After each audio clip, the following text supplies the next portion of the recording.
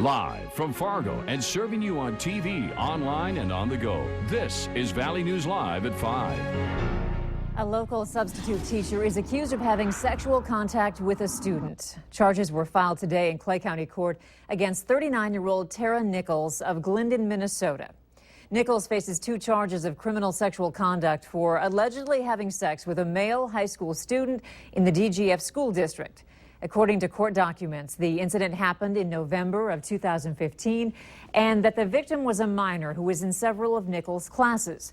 The boy has since moved from the area. Court documents also say that Nichols admitted to having sex with a student. She also admitted to sending nude photos to juvenile males and having sexual contact with some of them. Nichols has not been arrested. A court appearance is scheduled for April. The DGF School District released a statement on the issue, and you can read their full response at valleynewslive.com. Continue to stick with Valley News Live at 6 o'clock on this developing story. And another teacher is being investigated for allegedly having a sexual relationship with a student, this time in Grand Forks. The teacher in question works at Grand Forks Central High School. The Grand Forks Police Department received a report on February 22nd of a teacher who had allegedly engaged in a sexual relationship with a female student. The Grand Forks County State's Attorney's Office is reviewing a charge of corruption or solicitation of a minor. The teacher's name has not been released at this time. Do not ever give any man a penny, a dollar. A warning about dating online after a local woman says she lost $67,000 to someone she fell for. We received a call on our whistleblower hotline from a woman who says her ex-boyfriend is on the run and won't pay her back, saying he owes her thousands of dollars and she doesn't want another woman to get scammed. Valley News Team's crime and safety reporter Nicole Johnson investigates. I was looking for a good guy. Because she's embarrassed, this local woman didn't want her face shown on TV or her name given out. He's just a charmer, as you can see. She says she met Jeffrey Wacker on a popular dating website, sparking a 5-year relationship. I tried to save every penny so we could have a good future, but he just seemed like there was something missing. She says Wacker was a trucker and never had a permanent address, but because they were in a relationship, she bought things for him. T2000 Kenworth.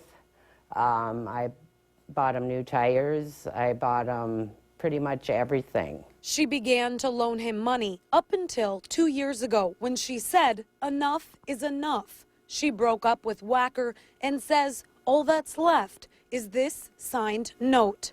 To her, it's a promise to pay. I think he's running. I know he's running from this. He's probably out there scamming the next girl. Problem is, she can't find Wacker.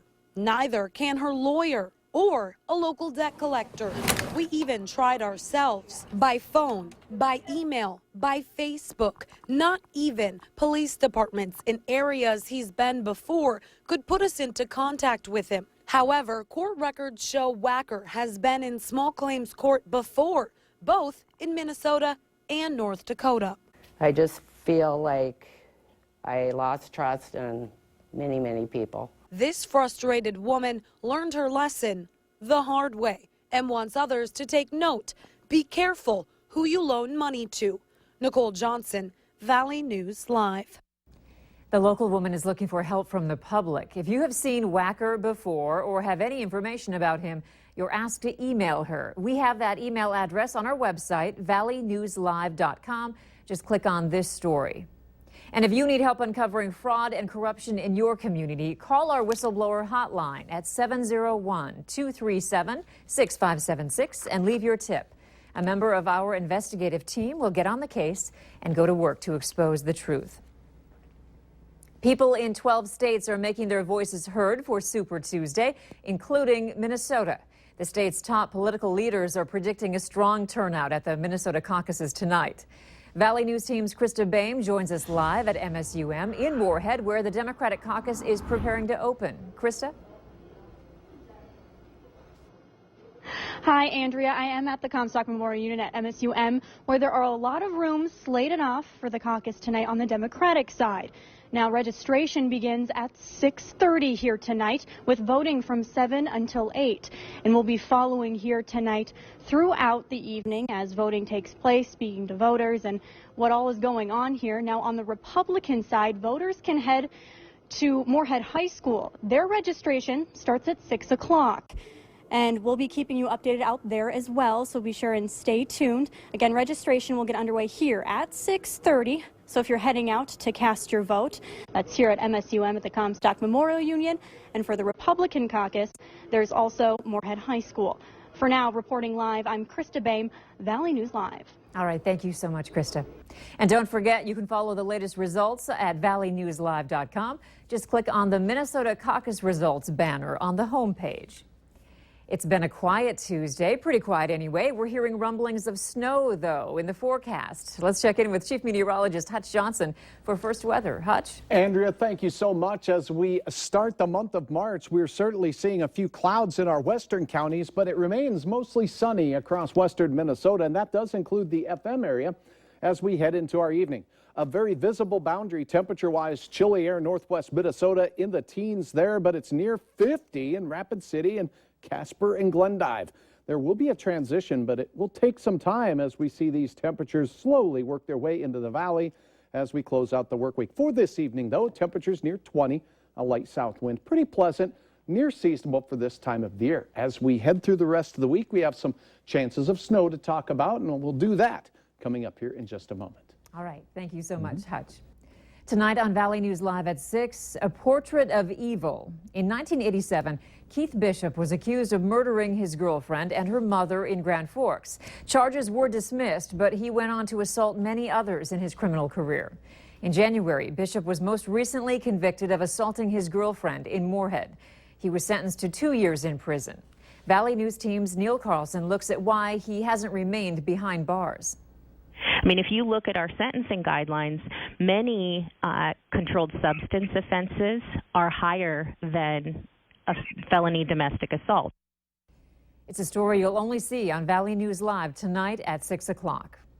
A man was arrested after a high-speed chase that reached speeds of 100 miles per hour. It all started when Clay County deputies were notified about a vehicle stolen out of Twin Valley. The driver of the vehicle tried to get away and was going 80 to 100 miles per hour. The driver ended up hitting stop sticks that officers laid down. Andrew Hammett was taken into custody and was charged with possession of stolen property, fleeing, and numerous traffic offenses. In today's schemes and rip-offs, scam artists are targeting businesses with both old and new schemes up their sleeves. To combat their efforts, the Better Business Bureau has released a list of common scams that business owners should look out for. The first is called the CEO email scam. That's when the scammer attempts to impersonate the head of a company to collect wire transfers. Another is called spear phishing. That's when fraudsters will contact a business saying there was a procession error and ask the company to enter their account credentials, information that scammers will then use against the business. To avoid becoming a scam victim, the BBB recommends businesses train their employees to make sure they can identify suspicious calls and emails. Also, designate an employee as the point person who handles issues regarding payments, and protect your login credentials. The Fargo Force have released the design of specialty jerseys that will be worn March 11th for Heroes Are Never Forgotten Night, honoring fallen Fargo police officer Jason Mosier. The jerseys were designed by the Mosier family, the Fargo Police Department, and the Fargo Force. Fans will have a chance to bid online for a jersey worn during the game.